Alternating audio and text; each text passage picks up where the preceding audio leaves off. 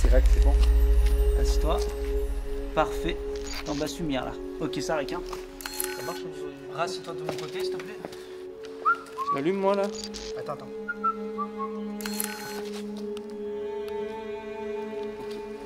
Vas-y, souffle.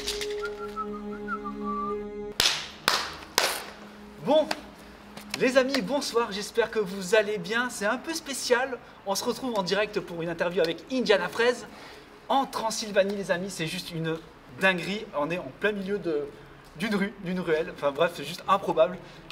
Le cadre est dingue. Ouais. C'est improbable. Ça va, Nico? Ouais, c'est génial d'être ici et de discuter ensemble, c'est fou. Merci de me recevoir. Je t'en prie, avec grand plaisir. Hein. Merci à la Transylvanie, quelque part. De nous accueillir. C'est juste improbable. Bon, une interview en direct.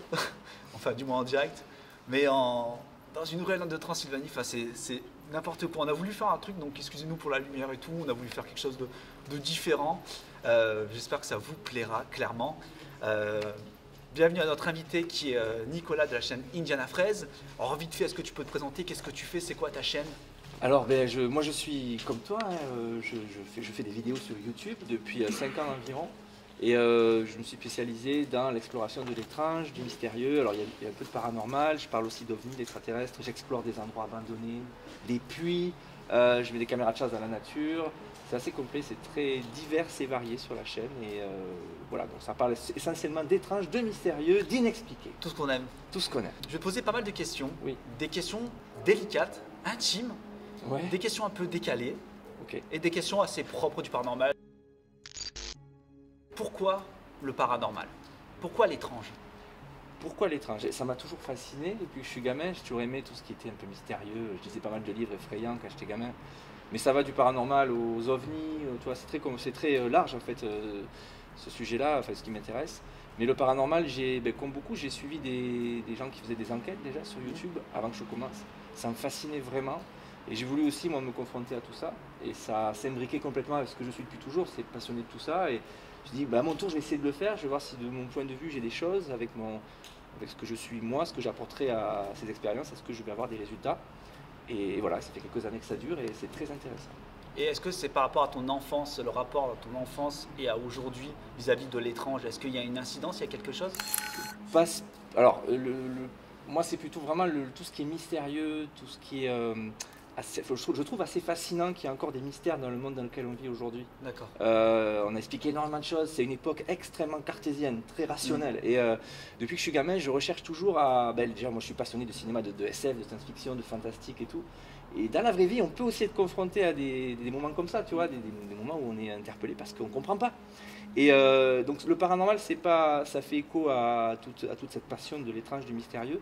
Mais ça s'imbrique avec tout le reste, c'est les ovnis, c'est les cryptides, donc je ne suis pas spécialisé dans le paranormal, j'en fais au milieu de tout le reste.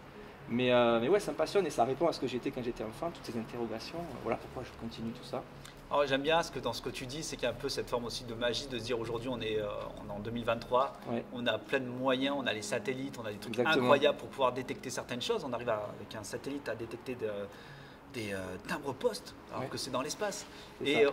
mais tu as toujours cette part de magie, de mystère, malgré Ouais. qu'on soit là avec toutes ces machines, pour toi il y a toujours un mystère, il y a quelque chose quelque part dans le monde qu'on ne sait pas, qu'on n'a pas découvert. Oui, je pense qu'il faut rester ouvert. Hein. Moi, je suis plutôt rationnel au départ, hein. Mais je trouve absolument important et essentiel de rester ouvert parce que les gens rationnels au XVe siècle, ils pensaient que la Terre était plate. Je ne sais pas si c'est vraiment les bonnes dates. Mais voilà, il faut rester ouvert, il ne faut pas non plus être complètement farfelu, mais c'est extraordinaire et surtout de continuer à rêver parce qu'on est des êtres humains, Alex, et ça fait partie de nous. Le rêve, de se projeter, d'imaginer. Je trouve triste de ne pas envisager le monde à travers tout ça, tu vois, de rester extrêmement rationnel, je trouve que c'est triste. Je suis d'accord avec toi. Et je trouve important d'essayer de rester imaginatif, de rêver, et toutes ces recherches, même si elles nous mènent parfois à pas grand-chose, des petites choses, mais je trouve que c'est quand même fascinant de cheminer. C'est plus un chemin qu'une finalité en fait. Ouais, j'adore. Franchement, c'est une particularité de chez toi que j'apprécie énormément.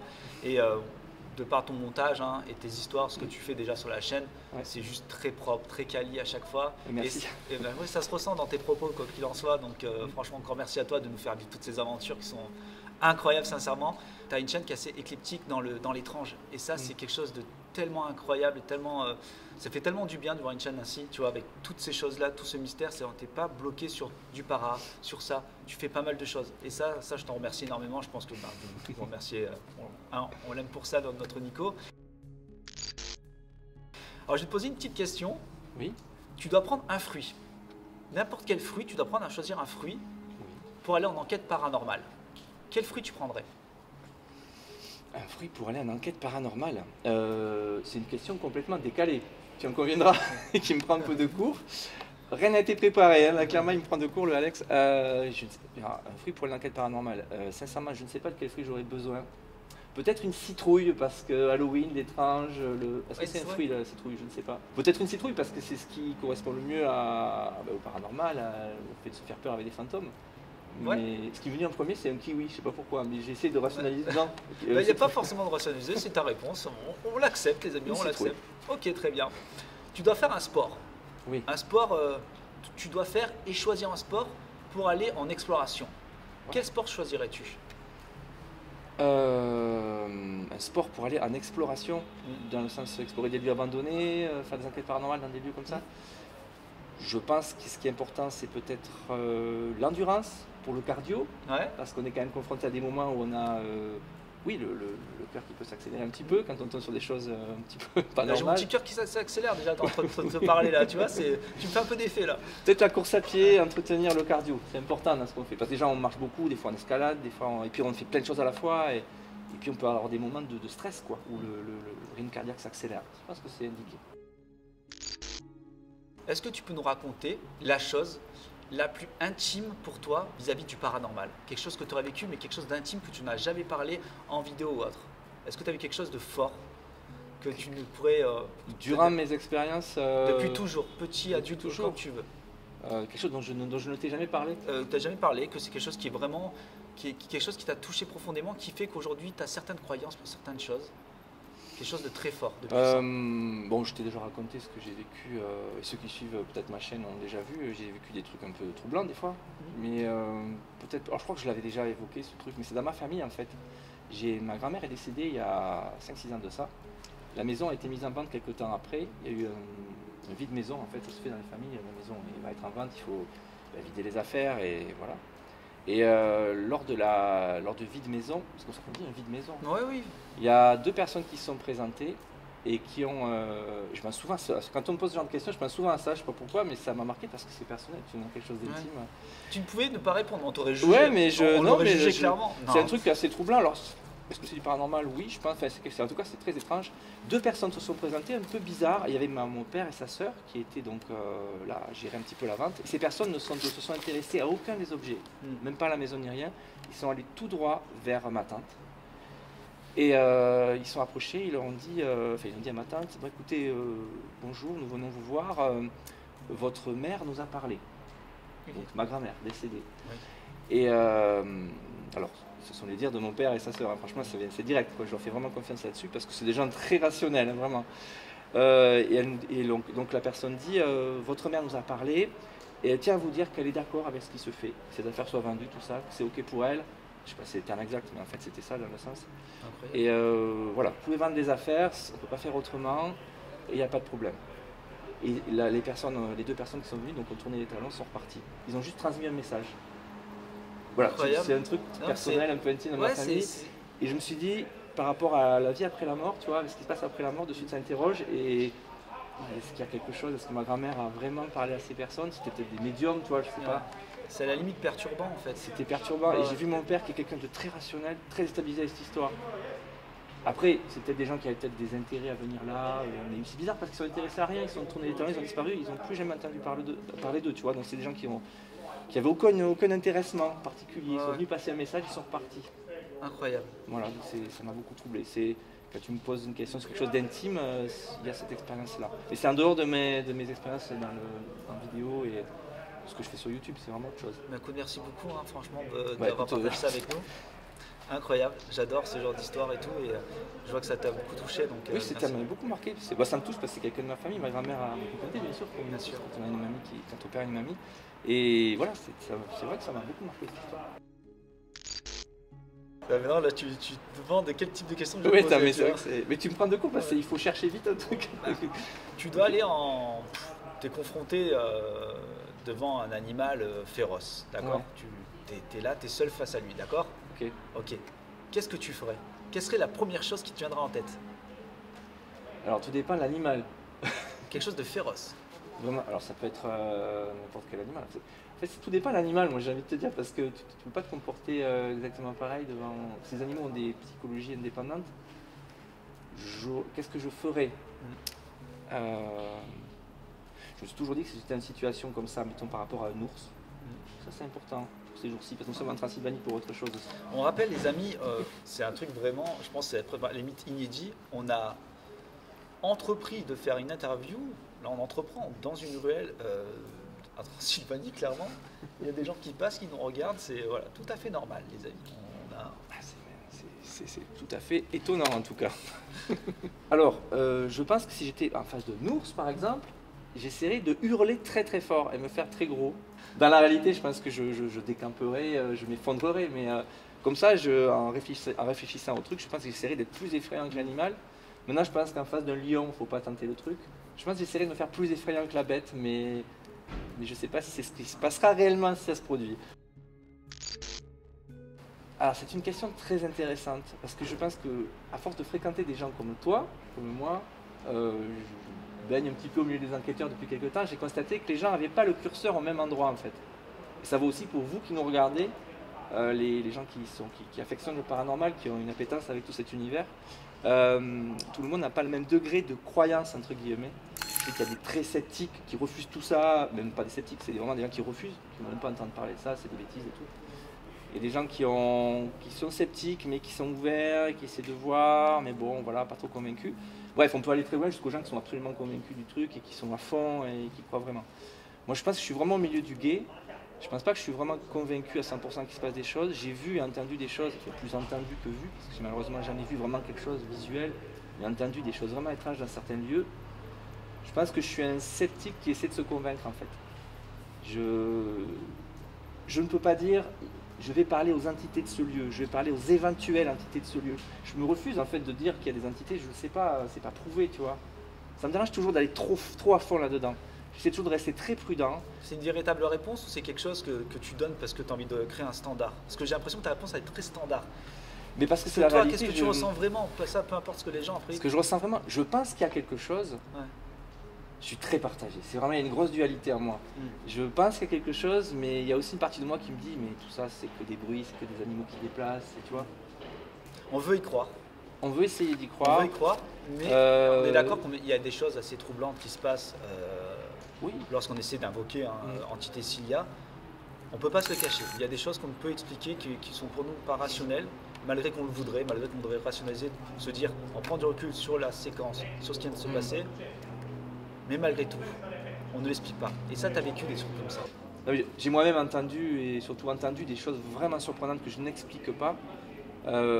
Parce qu'on n'était que deux dans ce lieu, où j'ai entendu ces fameux bruits de pas, des bruits de pas autour de nous dans la maison, et on n'était que deux dans une maison abandonnée. Ça ne veut pas dire qu'il n'y a pas une explication rationnelle, je sais pas, le parquet qui a fait des bruits étranges, un animal qui était présent qu'on n'a pas vu. Mais vraiment, c'était des bruits de pas répétés, réguliers, qui s'arrêtent. C'était très surprenant. Je ne peux pas m'empêcher de penser qu'il y a peut-être quelque chose. Mais il y a une partie de moi qui me dit, mais c'est peut-être quelque chose d'explicable, tu vois. Disons que j'attends vraiment, comme nous tous, je crois que toi c'est pareil, la fois où vraiment il va se passer quelque chose qui va me convaincre. Jusqu'à présent, j'ai toujours une part de moi-même qui essaie de rationaliser en fait. Ouais, mais moi je dis toujours que sans le paranormal, lorsqu'on l'a commencé, en fait, la plupart du temps, nous on l'a pas cherché, c'est lui qui est venu nous trouver. Moi j'ai toujours cet adage-là, tu vois. Et souvent, quand je parle paranormal avec les gens, c'est un peu le même ressenti qu'ils ont. C'est pas quelque chose forcément que si on serait allé vers ça. Il s'est produit un événement dans leur vie qui ont fait que pourquoi pas. Est-ce que toi, tu as vécu cet événement de pourquoi pas? Et tu nous as raconté l'histoire avec ton papa. Tu as raconté l'histoire de ma grand-mère. Après, non, clairement, j'ai pas eu d'expérience vraiment réfléchie. Bon, j'ai vécu des trucs, mais ça fait partie de mon cursus d'enquêteur, tu vois. Mais avant, ce qui aurait pu être avant tout ça, non, c'est surtout une fascination pour le monde de l'étrange, du mystère, quoi. depuis gamin, quand tu entends parler de fantômes partout, dans toutes les cultures, puis la nuit des temps, on parle de fantômes, Non, bien sûr. on finit par se poser des questions et on veut l'explorer, on veut l'expérimenter, quoi. Écoute, merci beaucoup pour ta réponse. Bah, écoute, avec plaisir.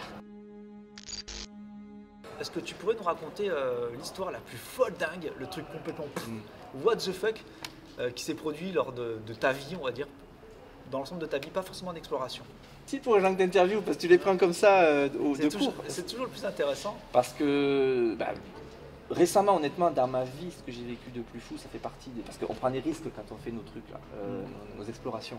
C'est le principe. On sort de notre zone de confort et on provoque des choses. Forcément, on a plus de chances d'expérimenter des choses difficiles dans ces situations-là que dans ma vie de tous les jours. Bah, déjà, regarde ce qu'on fait là. On est dans la rue, tous les gens nous regardent. Ouais, exactement, c'est très bizarre. Mais c'est cool. On a des Roumains qui passent autour de nous, qui parlent roumain, c'est génial. Non, mais je vais te parler de... Alors, j'ai deux situations qui sont arrivées durant ma carrière, entre guillemets, d'explorateur en vidéo. Il y en a une qui est effrayante, mais sur le plan police et tout. Et une autre, c'est plus vraiment une expérience effrayante dans un cimetière. Mais ça, j'en parle souvent. Mais c'est vraiment ce que je retiens de plus effrayant. Je t'ai dit folle dingue. Folle dingue, mais... Quelque chose de plus fou, de plus what the fuck. Pas de plus effrayant. Plus what the fuck... Non, je reprends la question. Ouais, si, non, mais je vois ce que tu veux dire. Je reprends 2-0, vas-y. Ouais. Est-ce que tu peux nous raconter, Nico, la situation la plus folle dingue, le truc what the fuck qui s'est produit dans ta vie? Le truc le plus fou en termes de... Ah, c'est une dinguerie, quoi. C'est quoi ce truc? Qu'est-ce qui se passe? Dans ma vie tout entière? Ouais. Il y en a plein. Sincèrement, tu comprends, mais sincèrement, je ne vois pas, c'est plein, quoi. Ça ne sera pas coupé. Ça ne sera absolument pas coupé. Il y a des situations qui m'ont mis le frisson. D'accord. Parce que tu te dis, là, il y a quelque chose, c'est dingue. Ouais. Et il y a un truc qui me vient à l'esprit, d'ailleurs, j'en parle aussi parce que ce soir, on va faire un truc autour de ça, c'est avec l'application Randonautica. Ouais. Bon, cette application est dingue, c'est une application, on ne sait pas trop comment ça marche, on se dit que c'est truqué, tout ça, machin, mais bref. Bon, déjà, on explique un peu ce que c'est Randonautica. Ouais, c'est une application qui a fait beaucoup le buzz durant les confinements. D'ailleurs, c'est étrange parce que les gens n'avaient pas le droit de sortir, mais bon. C'est une application qui vous l'ouvrez, ça vous cartographie la zone où vous êtes en GPS.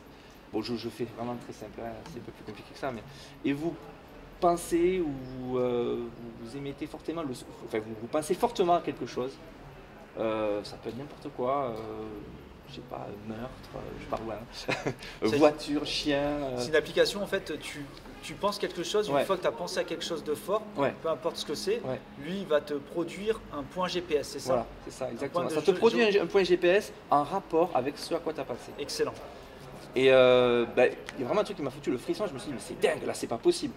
Je demande monstre dans la ville où j'habite. Ouais. L'application génère un point GPS, je regarde, c'est près de la cathédrale. J'arrive, je pars, et effectivement, je me le dis en tête, c'est pas possible, mais c'est pas possible, c'est pas ça. J'arrive avec ma petite trottinette, parce que j'étais en trottinette lors de cette expérience. Je me garde devant la cathédrale au point GPS, je lève les yeux et je vois toutes les gargouilles monstrueuses de la cathédrale. C'était incroyable. C'est incroyable. Je sais pas comment elle marche cette application. C'est quelque chose que tu as dû dire à voix haute, c'est quelque chose que tu as pensé? J'ai eu le frisson, ça a été... Non mais je veux dire, quand tu as dit monstre, tu l'as dit à voix haute ou tu l'as pensé? Alors, moi j'ai tendance à le dire à voix haute. D'accord. Parce que peut-être qu'il y a un micro.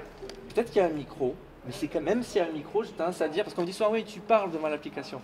Mais je dis, même s'il y a un micro, c'est fou que l'application t'amène à l'endroit... Ah oui, c'est une dinguerie, il reconnaît que là, il y a un monstre, qu'il y a quelque chose, des gargouilles. Je trouve qu'au niveau de l'expérience en vidéo, c'est quand même bien de dire à voix haute ce à quoi on pense. Sinon, une fois sur place, je peux dire, ah mais j'ai pensé à ça, regardez, tu vois, c'est beaucoup plus vrai, je trouve. Tu dois choisir une voiture. Oui. Pour partir en enquête paranormale. Quel type de voiture tu vas choisir? C'est une très bonne question, Alex, ça fait un moment que ça me trotte. Parce que j'ai un métier à côté de ma vraie vie. Je peux en parler ou pas? Oui, bien sûr. Je ne suis pas que youtubeur, je suis infirmier à domicile aussi. Donc j'ai une voiture pour mon boulot, qui est très bien, type 2008, là, sympa.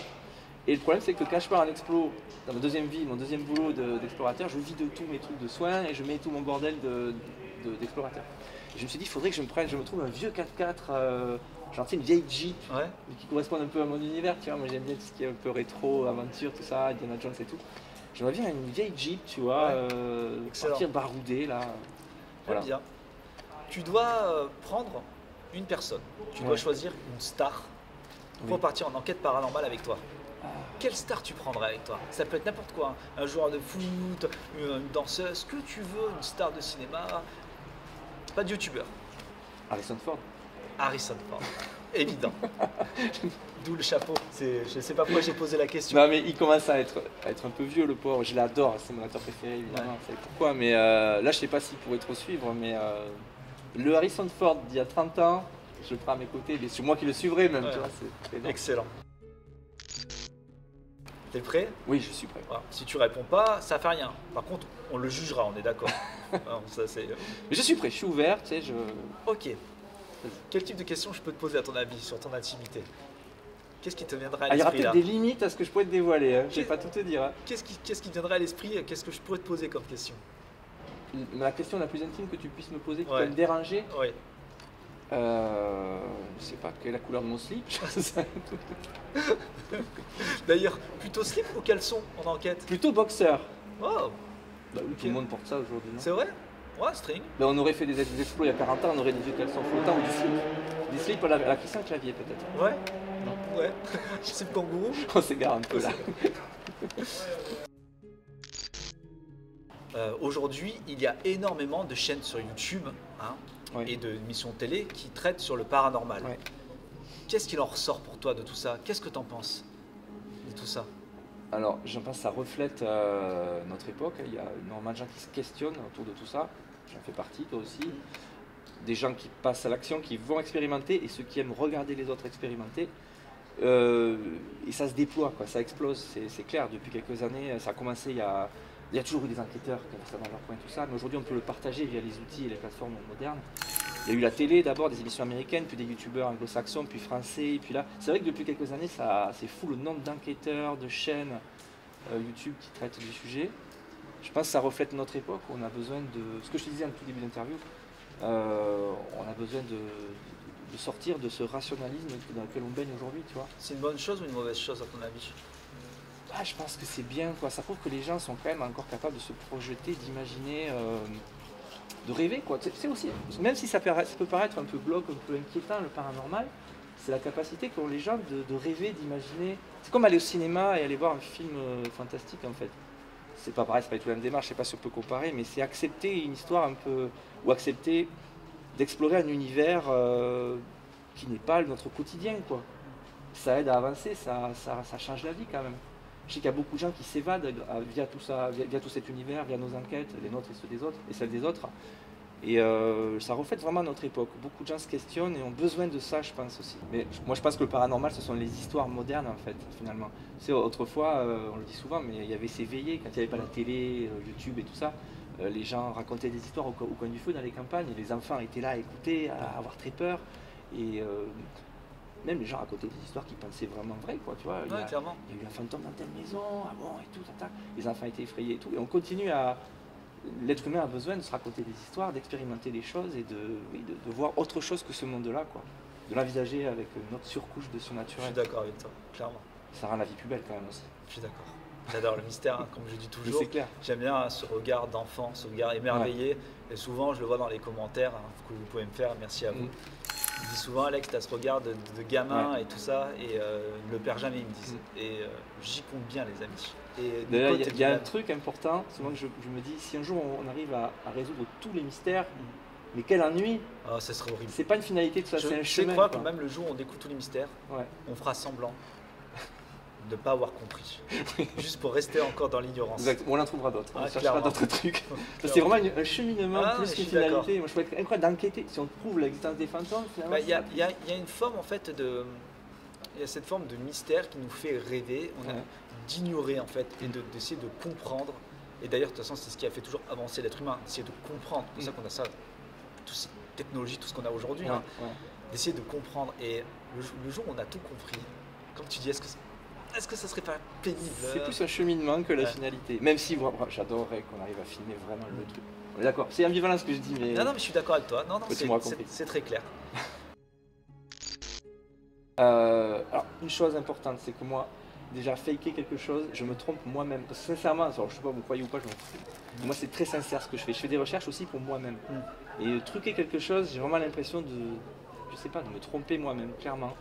n'a aucun intérêt quoi. Et tu leur dirais quoi? Là je t'envoie, je te dis ah ta vidéo c'est du fake, t'es un faker, je me désabonne, n'importe quoi. Je sais même pas quoi répondre. Enfin, toi comme moi, on est sur YouTube, c'est une plateforme publique, on a pas mal de commentaires. Enfin, moi j'en ai pas énormément, mais ça arrive, ou sur d'autres thèmes, d'autres sujets, des haters et compagnie. On a envie de répondre, mais je n'ai même pas envie de répondre, tu vois. Je laisse passer maintenant. Ouais. C'est même pas intéressant, t'alimentes le truc. Moi je suis très tranquille avec moi-même, je fais ça pour moi avant, enfin pour moi avant tout. J'aime le partager tout ça, mais je fais aussi des recherches pour moi-même quoi. Je vis vraiment un vrai kiff personnel et aller m'inventer des histoires tout seul, honnêtement ça n'a aucun intérêt. Et ça serait quoi que tu lui dirais? À la personne qui me traite de faker, je lui dis, je sais pas quoi lui dire, je sais vraiment pas quoi lui dire. Mais commence par faire ce que je fais, tu comprendras que ça peut être absolument passionnant sans avoir besoin de truquer. On est d'accord. Voilà. Merci pour ta réponse. Tu sais, quand tu me poses ta question, c'est un affolement dans ma tête, les engrenages tournent partout, j'ouvre des tiroirs, tac tac tac tac tac, c'est horrible toi, ce truc, parce que tu dis mais qu'est-ce que je vais lui sortir? Alors je vais te parler d'un film, si je l'ai, j'ai le titre qui vient de me revenir, j'ai ouvert un bon tiroir là, tu vois. Un film qui m'a terrifié, et alors c'est marrant parce que d'autres en ont parlé en interview récemment sur une autre chaîne très connue. Et on va voir. Et ça m'est revenu. Je sais de quoi tu vas c'est un parler. film des années 90 Oui. qui se passait dans un vaisseau spatial. Ah non, c'est pas de celui dont je parlais. Event Horizon. Ouais. Avec merde, qui jouait dans Jurassic Park. Oui. Ça me dit pas. Oui, le spéologue. Le premier paléontologue de. Ah, je sais pas le nom de l'acteur. Qui dit, oui, mince. Mais je vois très bien de qui tu parles. Bref, ça se Celui passe. qui fait peur au gamin. Oui, voilà, exactement. Ouais, Ah, j'ai le nom boulé là, excuse-moi les amis. Il va me le dire. On est en Transylvanie, on n'est pas en condition normale. Hein, bref, on a les ménages un peu On est refroidis. en Transylvanie, Ouais. dans une rue, c'est n'importe quoi.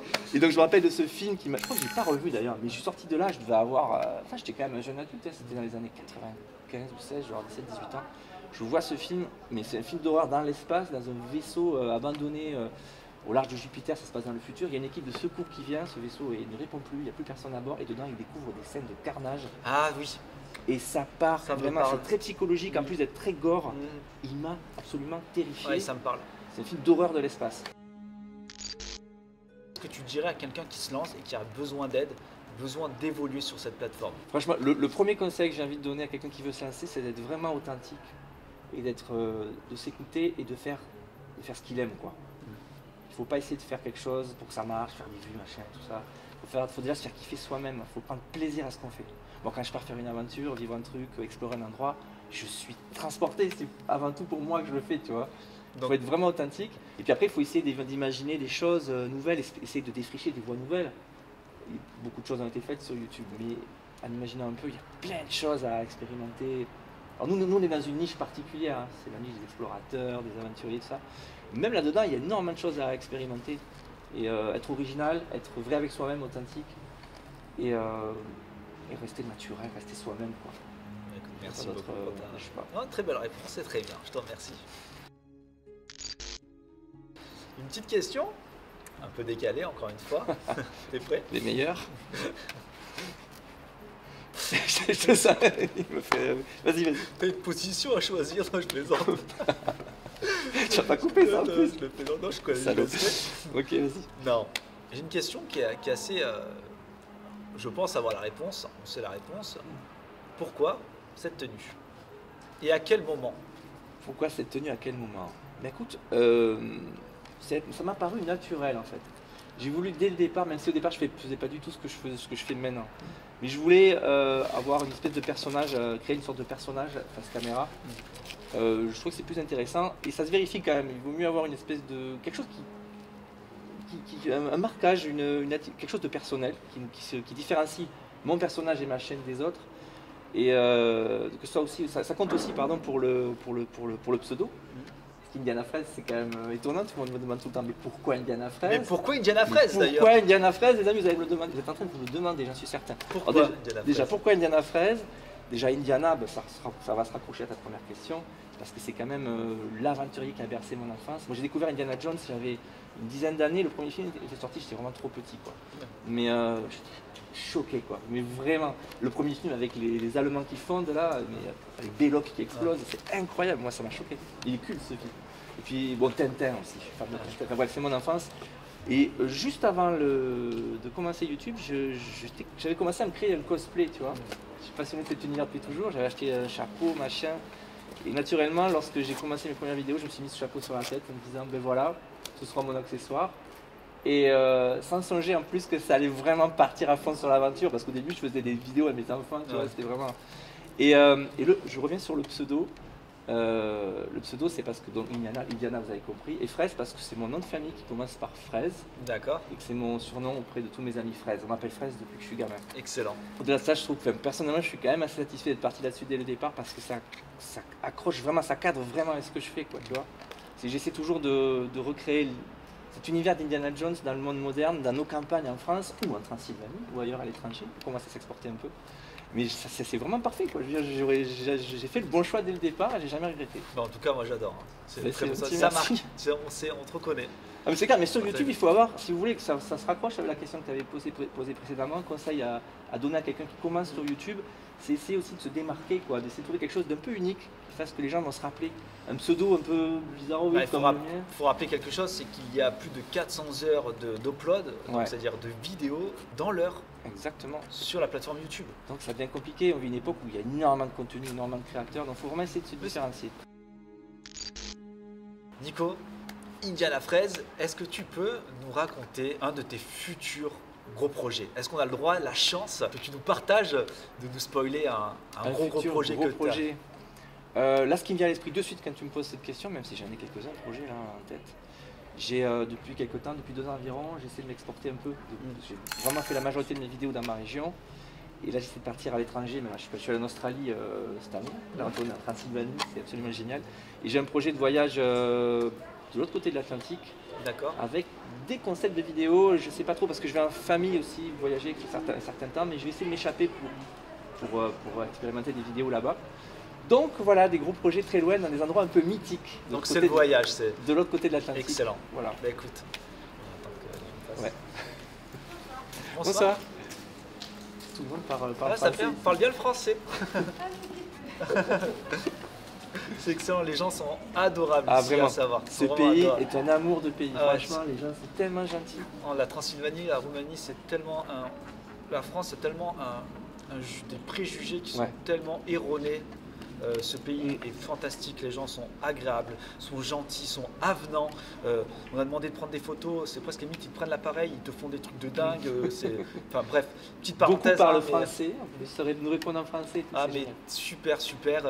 Moi je pense qu'on va terminer sur ça. Qu'est-ce que tu penses de ce séjour et qu'est-ce qu'on va faire ici? Bah écoute, déjà, comme tu disais, la Roumanie est superbe premier contact, parce qu'on est là depuis 24 heures en fait. Ouais. Mais c'est fou, quoi. Les gens sont d'une gentillesse incroyable. T'imagines faire ça en France dans la rue? On serait fait embêter, clairement, faut pas se mentir. On serait fait embêter. Il y a beaucoup de préjugés qui s'effondrent quand tu arrives ici. C'est un pays extrêmement moderne, très développé. Des gens d'une gentillesse. Ça constate peut-être que les Français ont un problème de. On est plus stressés, quoi. Ouais, on arrive ici, il y a un calme qui tombe, les gens sont cool. Clairement. Et ça, c'est génial. Clairement. Et puis, on a autre chose à faire. Si tout va bien de même, c'est un petit point de météo quand même. Ouais. D'ailleurs, il ne pleut pas, on aurait dû y être ce soir, là, dans l'endroit où on devait aller. On va tenter plusieurs expériences dans la forêt la plus hantée d'Europe. Donc on va faire ça demain soir. Voilà. On va tenter pas mal d'expériences à 3 youtubeurs du coup. Donc moi-même, Nicolas, donc Indiana Fraise et David de la chaîne Projet 51. Nico, merci énormément d'avoir accepté cette interview un peu particulière. Hein. Non, mais c'était avec grand plaisir, Alex. Et puis le cadre est fou. On est au milieu de Cluj-Napoca en Transylvanie, en Roumanie, dans une vieille ruelle et c'est irréel, quoi. N'hésitez pas, encore une fois, si vous ne connaissiez pas Nicolas Indiana Fraise, je mets son lien dans la description, clairement. Je pense que tout le monde le connaît, hein. Il n'y a pas de raison de ne pas le connaître. Merci encore de votre bienveillance dans les commentaires, hein. Vous le savez, comment ça se passe, hein. Je compte sur vous. Un invité, c'est toujours particulier. Il n'a peut-être pas forcément les mêmes façons, les mêmes choses que moi, les mêmes pensées que moi. Donc soyez bienveillants avec lui. N'hésitez pas à vous abonner sur sa chaîne. Encore le lien est en description. Vous me connaissez. Moi, je vous dis le mot de la fin. Moi, mais pas Nico. C'est pas terminé. Nico, ce que je demande à mes invités à chaque fois, est-ce que tu as un mot à dire sur moi? Je te laisse parler à la caméra. Celle-ci ou celle-ci, comme tu veux, tu choisis. Si tu as un mot, quelque chose me concernant, je t'invite à le dire à mes abonnés. Mais écoutez les amis, l'égocentrisme. j'imagine que si vous êtes là que vous suivez cette vidéo, c'est que vous connaissez déjà Alex, que vous suivez sa chaîne. Je m'étouffe, je sais pas pourquoi, c'est l'émotion. Non, juste simplement par rapport à Alex, je pense que dans le game des enquêteurs là en France, franchement, c'est un des mecs les plus imaginatifs et les plus créatifs qui soit. J'ai rarement vu ce qu'il fait, personne n'a vu d'ailleurs, des concepts vraiment incroyables, que ce soit Boubadi, tous ces engins qu'il arrive à créer. Ce qui est fou, c'est qu'il est arrivé à lier deux de ses passions, c'est l'électronique, la conception et le paranormal. Donc ça, c'est à synthétiser tout ça. Donc il a développé un univers absolument dingue, les robots d'exploration, tout ça. Donc je pense que ce mec va nous amener très loin. Donc suivez-le, abonnez-vous si ce n'est pas fait, c'est un scandale. C'est drôle. et puis voilà, donc vraiment j'ai hâte de voir ce que tu vas nous créer dans les mois et les années qui viennent, ça va être incroyable. Écoute, merci vraiment, ça me touche beaucoup. Il a fait un peu de lèche, hein, c'est normal, c'est ma chaîne. Non mais c'est vrai, c'est ça, franchement, c'est que Nico, merci 1000 fois. Avec plaisir Alex.